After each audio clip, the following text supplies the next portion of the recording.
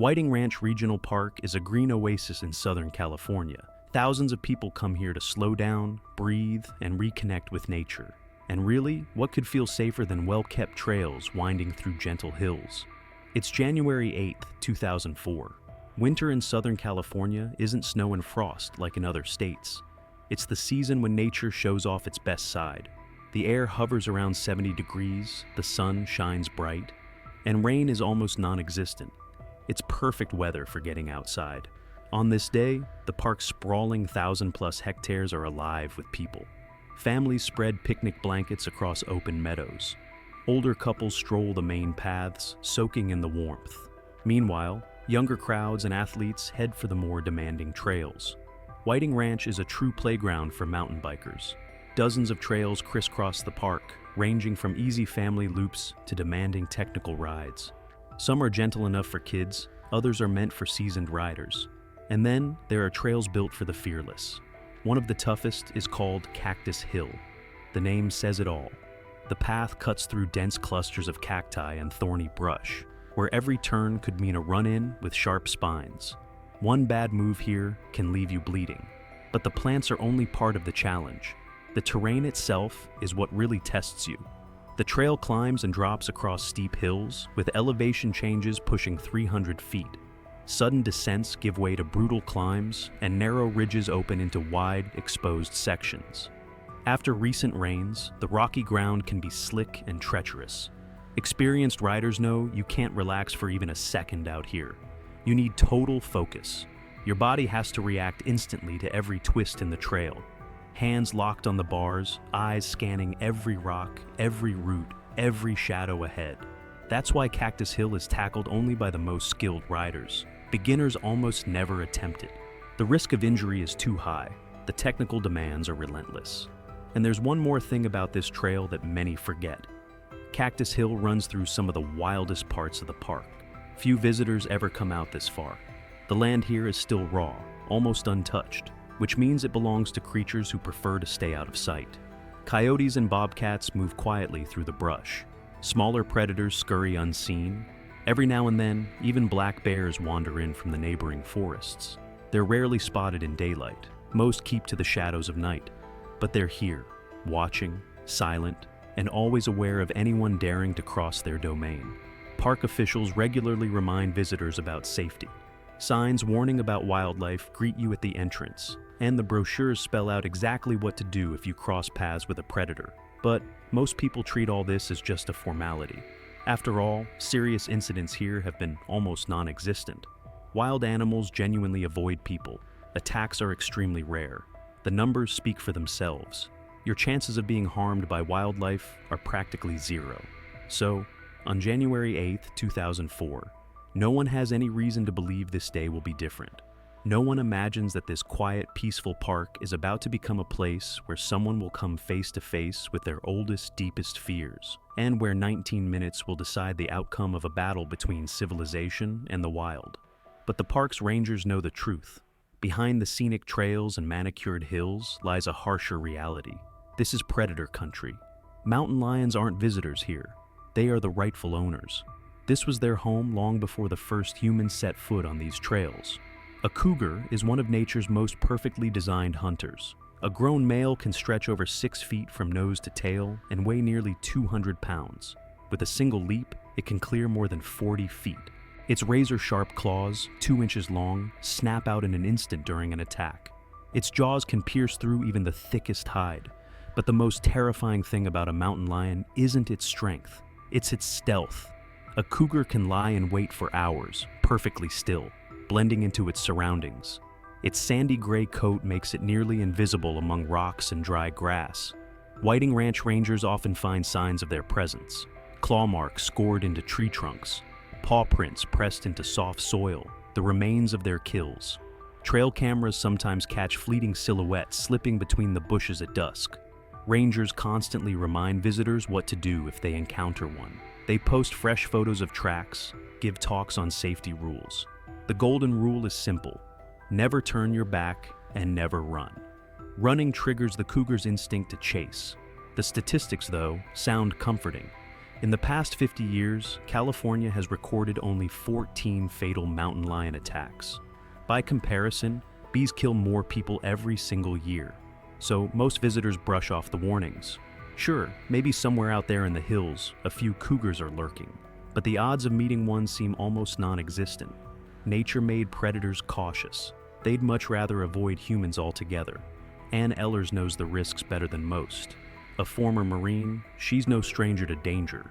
20 years of service hardened her resolve and taught her how to stay calm when everything goes wrong. These days, she works as a fitness trainer, but that spark of adventure has never really left her. Cycling had become Ann's new passion. After leaving the Marines, she needed something to keep her body sharp, something more exciting than endless hours in a gym. Mountain biking gave her that rush, the speed, the adrenaline, the constant battle with her own limits. She picked it up quickly. Her military training helped her stay calm and focused, even on the toughest sections of trail. Steep descents didn't scare her. Technical turns, sharp switchbacks. She handled them with the confidence of a pro. Right alongside her was Debbie Nichols, her friend and training partner.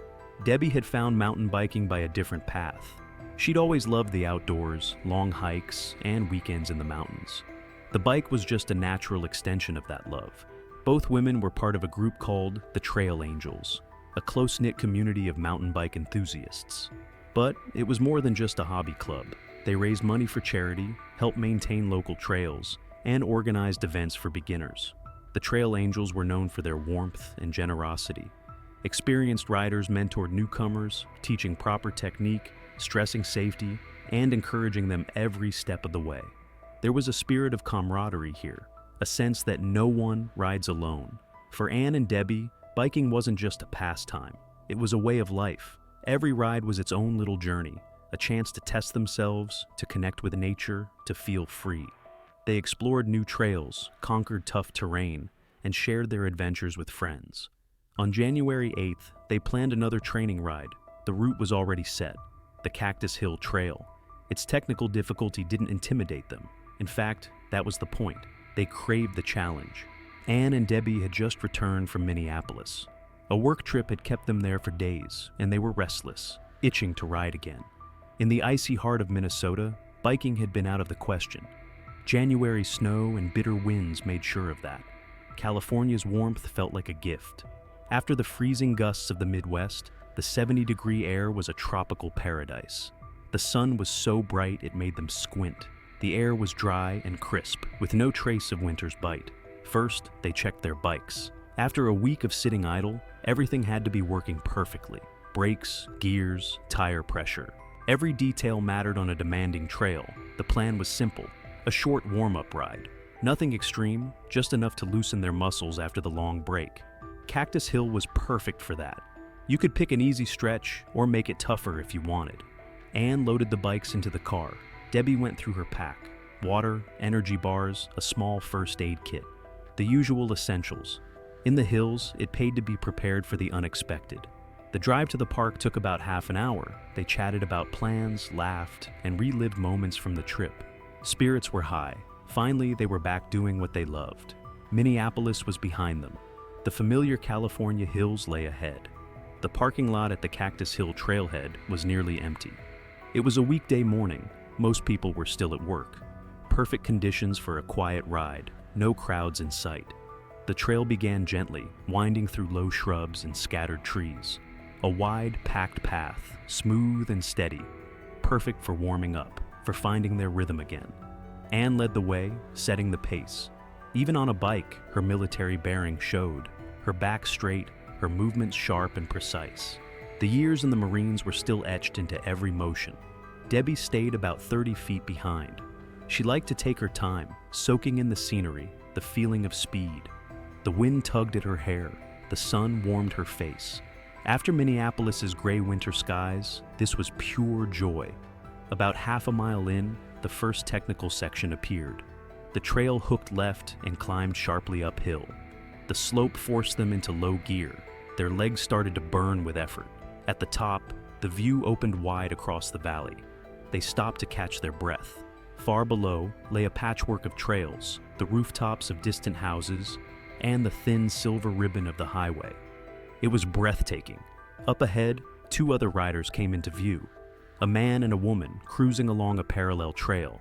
They had stopped too, maybe to admire the view. It was always nice seeing fellow riders out here. Anne lifts a hand in a quick wave. It's just what riders do. A small sign of respect, a hello shared among people who love the same thing. The man lifts his hand back. The woman does too. Just another polite moment out here on the trail. Debbie is already itching to move on. The real fun, the steep technical descent, is just ahead. This is what they came for. The adrenaline, the focus, the test of skill. The descent starts gently but grows steeper fast. The trail narrows, rocks and thorny brush closing in from both sides. Every turn demands attention. Every obstacle requires a split-second decision. Anne feels her body wake up. Muscle memory takes over. Her weight shifts instinctively. Her hands guide the bars with precise, sharp movements. The speed builds, but she stays in control. This is what mountain biking is all about. Then, up ahead on a curve, something catches her eye. The same man they saw at the top of the hill is standing in the middle of the trail. Two bikes are lying next to him, his own and another one. The woman is gone. It's odd. Why is he holding two bikes? Where's his partner? Maybe her bike broke and he's helping fix it. Maybe she just stepped off the trail for a moment. Anne eases her speed but doesn't stop. Riders run into all kinds of situations. Maybe the woman's just resting in the shade while he keeps an eye on their gear. Nothing about it screams danger. The man turns toward her. There's tension in his face, like he's trying hard to look calm, but isn't. He gives a small nod as she passes, like everything's fine. Anne rides on, saying nothing. Out here, people follow an unspoken rule. You don't interfere unless you're asked. Everyone handles their own problems unless they call for help. Still, something about it gnaws at her.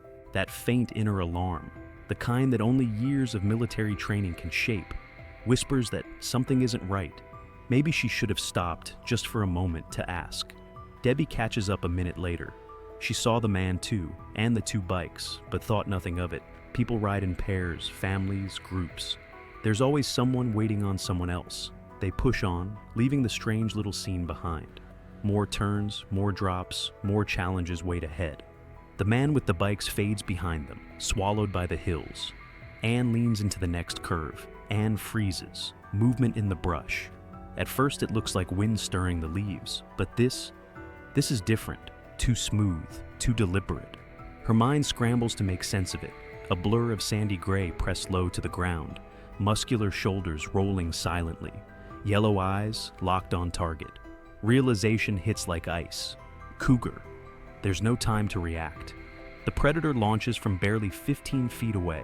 Powerful hind legs explode off the rocks, 100 pounds of muscle and fury arcing through the air like a living missile.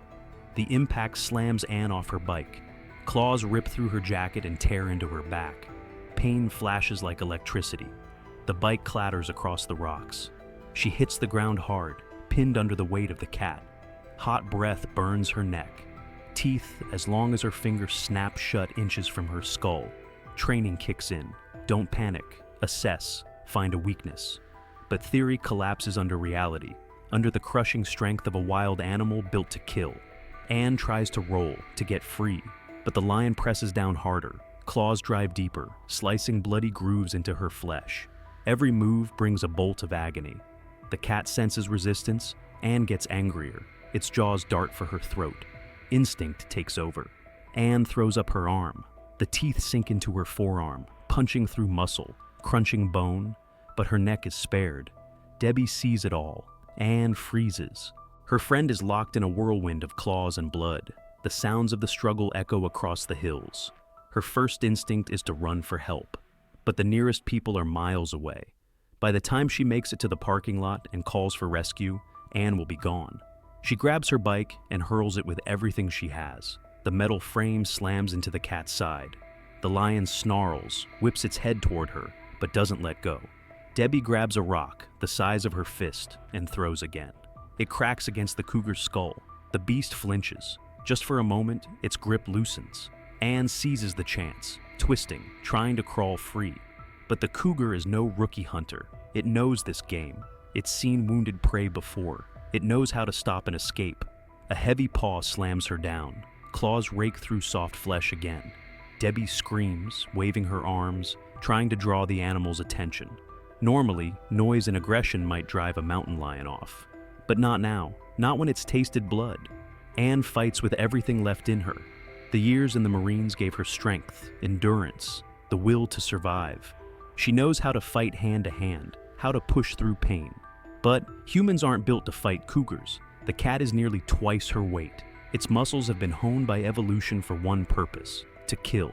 Its jaws clamp down with the force of a hydraulic press. Its claws slice flesh like razors. Anne feels her strength slipping away. Blood loss makes her limbs heavy, sluggish. Her breaths come short and shallow. Darkness creeps in from the edges of her vision.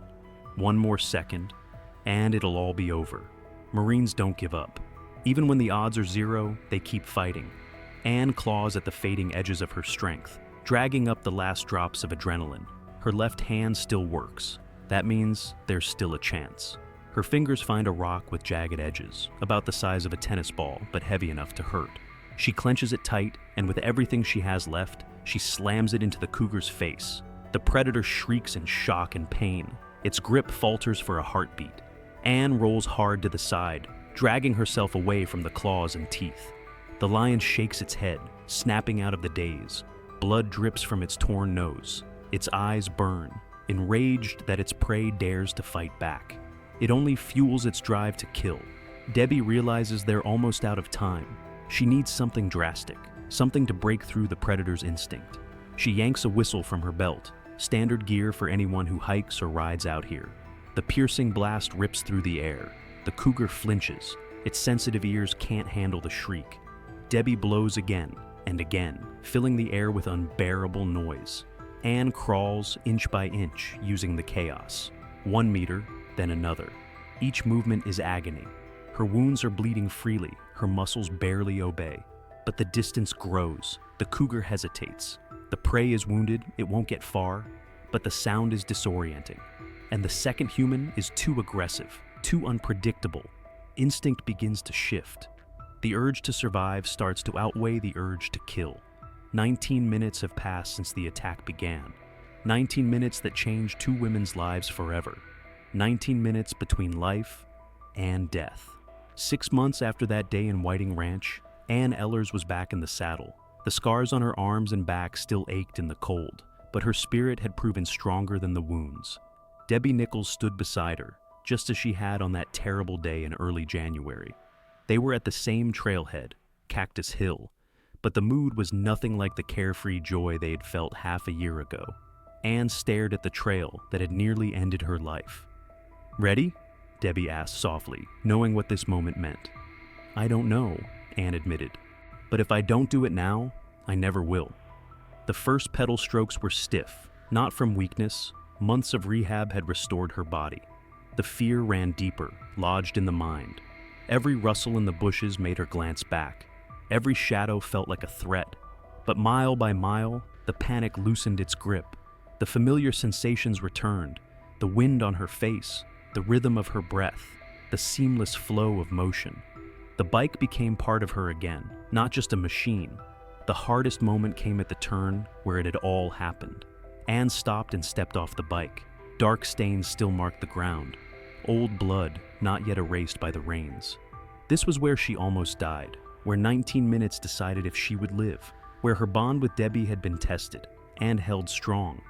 "Want to take a different trail?" Debbie offered. "No," Anne said firmly.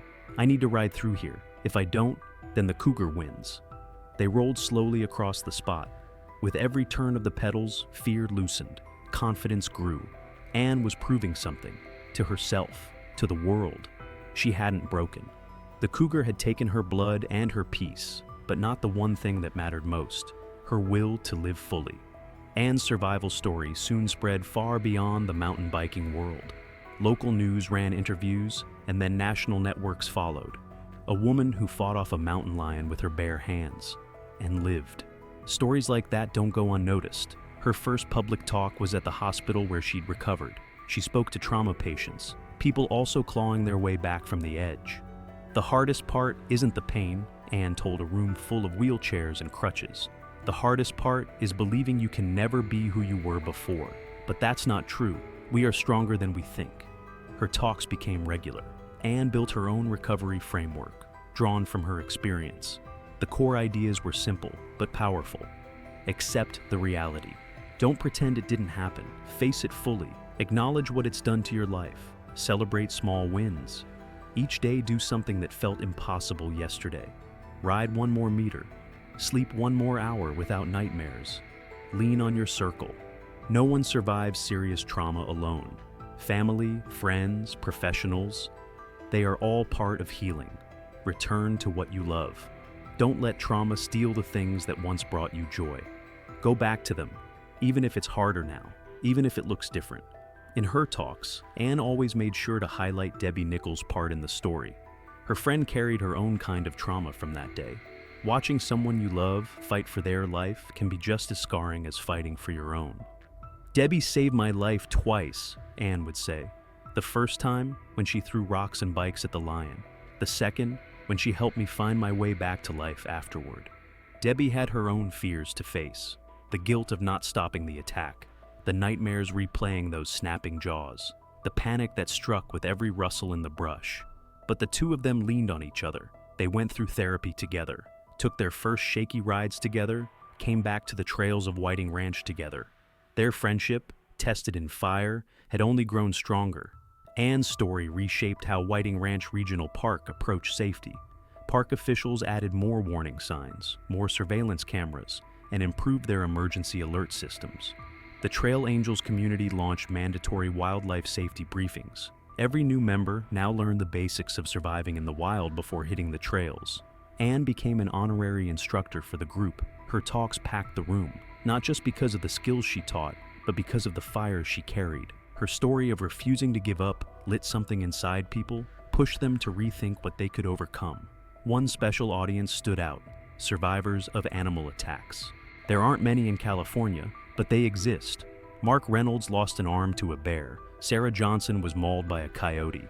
David Chen barely survived a mountain lion attack in another park. Each of them found strength in Anne's story, strength to keep moving forward. "We're like a secret club," Anne joked at one meeting. "It's not a club you ever want to join, but once you're in, you help the others." Those meetings were casual, almost like campfire circles. People swapped stories of their recovery, shared wins and setbacks, and offered encouragement to anyone still at the start of their climb back. Anne's experience also exposed a deeper truth about modern America: the fading line between human civilization and the wild. The parks we visit for peace and beauty are still home to predators that answer to no one but nature. We walk into the wild expecting serenity and forget its dangers. We like to think of ourselves as masters of the planet. But to a mountain lion, a cyclist isn't a human with education or military training. She's just prey. That doesn't mean we should give up our adventures. It means we have to respect the wild and be ready for it. Out here, the rules are different. But the heart of Anne's story isn't about danger. It's about the power of human will. 19 minutes locked in a battle with a predator showed exactly what a person can do when survival is on the line. Her military training helped, but it was her refusal to surrender that saved her. We all face our own mountain lions: illness, loss, failure, fear. They can break us, or they can forge us. Anne chose to be forged. She didn't let her trauma define her life. She returned to biking, found purpose in helping others, held on to her friendship and her love for the outdoors. And Debbie Nichols deserves her own place in this story. She risked her life that day. She could have run for help, could have stayed back, but she didn't. She charged in, knowing it might kill her. That kind of loyalty is rare, and often it's the deciding factor between tragedy and survival. In that moment, Anne had two allies: her own will to live and a friend who refused to let her die. That was enough to beat the predator. Anne's story reminds us, none of us fight alone. There's always someone ready to stand with us, if we ask. And sometimes we get to be that someone for someone else.